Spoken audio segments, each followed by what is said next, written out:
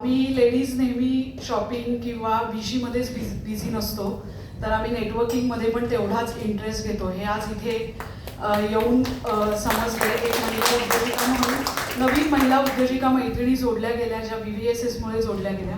बाकी सगळे उद्योजक बंधू किंवा मित्र म्हणू, सगळ्यांना बंधू नाही बनवू शकत. तर त्यांचा पाठिंबा नेहमीच असतो.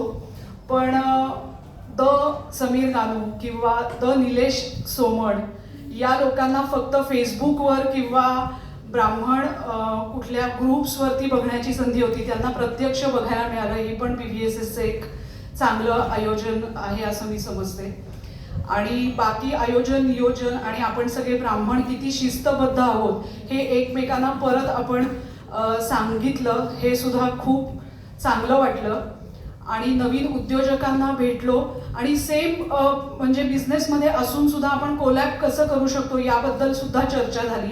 आपण नेहमी सेम बिझनेसमध्ये असलो की कायम कॉम्पिटिटरच असतो असं नाही. आपण एक पॉझिटिव्ह आणि एक चांगलं कोलॅबरेशन करू शकतो हे सुद्धा इथे प्रकर्षाने जाणवलं.